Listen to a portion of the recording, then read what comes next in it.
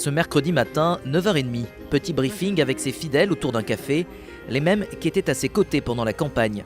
La maire de Paris l'affirme, elle aime travailler en bande. J'ai besoin de m'entourer et de faire partager les décisions et le diagnostic de la situation à celles et ceux qui font partie de l'équipe qui dirige Paris aujourd'hui. Elle serait plutôt cassante pour ses détracteurs.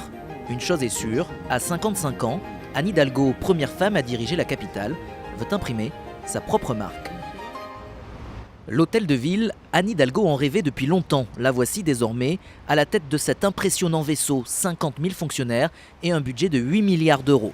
Au deuxième étage, en bordure de la Seine, le bureau de Madame la maire de Paris, l'un des plus beaux de la République, 150 mètres carrés, et la nouvelle locataire des lieux compte apporter petit à petit sa touche personnelle. Alors pour l'instant, c'est pas encore fini, mais j'ai mis le bureau un peu en angle. J'ai fait monter ce canapé qui était dans les salons en bas pour être un peu plus accueillant.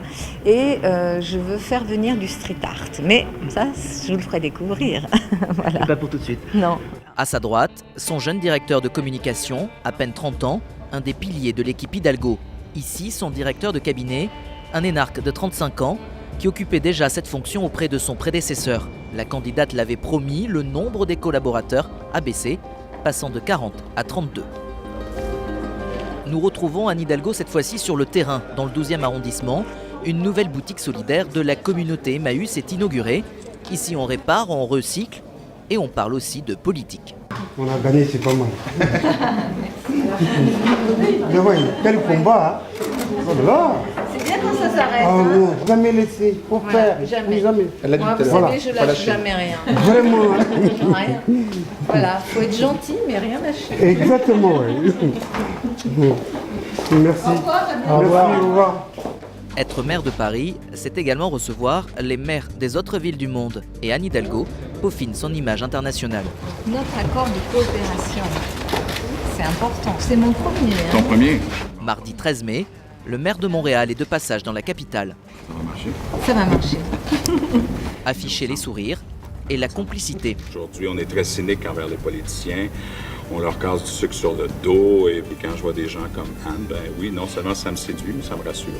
Au détour d'une phrase, devant une caméra canadienne, Anne Hidalgo en profite pour appeler ses choix politiques. Moi, j'ai refusé d'avoir une expérience gouvernementale. Ça reste à faire. Il a fait un choix, Il a fait non, ça reste pas à faire. C'est un choix. Non, je l'ai écarté pour moi. Hein. Dans les prochains mois, elle devrait rencontrer la maire de Madrid et se rendre à New York. Dernière étape de notre immersion, le musée Carnavalet, où Anne Hidalgo est attendue.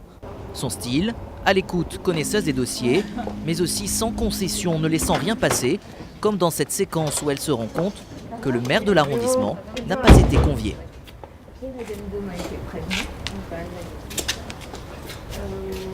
Non. Effectivement. On appelle tout de suite en disant que... Non, ça vous faites pas. N'oubliez pas les maires d'arrondissement. Anne Hidalgo est cash, elle l'assume. Elle adore son nouveau job, elle le dit elle-même. Mais avant de partir, une petite question. Anne Hidalgo échange-t-elle régulièrement avec Bertrand Delanoë? Avec lui. Beaucoup, bien sûr. C'est un ami, hein, vous savez, donc j'ai plaisir à voir qu'il vit bien sa vie de Parisien. Il adore prendre le métro, il a rajeuni même. Ambitieuse pour les uns, battante et chaleureuse pour les autres, Anne Hidalgo, une dame de fer, aujourd'hui à l'épreuve du pouvoir.